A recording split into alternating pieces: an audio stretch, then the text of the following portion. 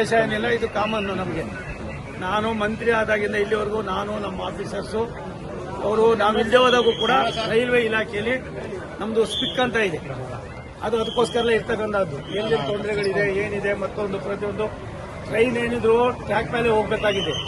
ಹೋಗೋದ್ರಿಂದ ಇದು ಕಾಮನ್ ಆಗಿ ಆಗ್ತಾ ಇದೆ. ನಾನು ಕೂಡ ಸ್ವಲ್ಪ ಅನುಭವ ಜಾಸ್ತಿ ಇರೋದ್ರಿಂದ ಇದನ್ನು ಸ್ವಲ್ಪ ಯುಟಿಲೈಸ್ ಮಾಡ್ಕೊತಾ ಇದ್ದೀವಿ. ಕುಮಾರಸ್ವಾಮಿ ಅವರು ನನಗೆ 2-3 ತಿಂಗಳಿಂದ ಒಂದು ಪತ್ರ ಬರೆದಿದ್ರು, ಎಲ್ಲ ಒಟ್ಟಿಗೆ ಹೋಗೋಣ ಅಂತ. ಒಟ್ಟಿಗೆ ಹೋಗ್ತಾ ಇದ್ದೀವಿ.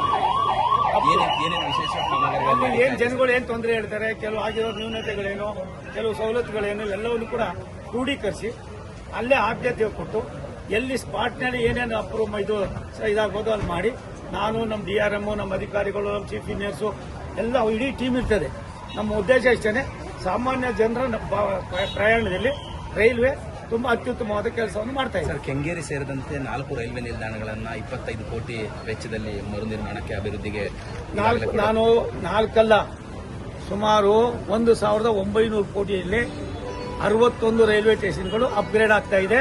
ಅದರೊಳಗೆ ಈಗಾಗಲೇ 23 ಮುಗಿದಿದೆ, ಇನ್ನು ಬಾಕಿಯೂ ಕೂಡ ತಗೋತಾ ಇದೆ. ಸರ್, ಇನ್ನೊಂದು ದೊಡ್ಡ ಬೇಡಿಕೆ ಇರುವಂತದ್ದು ರೈಲ್ವೆ ಪರೀಕ್ಷೆಗಳು ಕೂಡ ಕನ್ನಡದಲ್ಲಿ ಆಗಬೇಕು. ಅವೆಲ್ಲವೂ ಕೂಡ ಚರ್ಚೆಗಳಿದೆ. ಒಂದು ನಿಮಿಷ, ಕನ್ನಡದಲ್ಲಿ ಎಕ್ಸಾಮ್ ಬರೆದು ಪಾಸ್ ಆಗೋದಕ್ಕೆ ಈಗಾಗಲೇ ಪ್ರಾವಿಷನ್ ಆಗಿದೆ.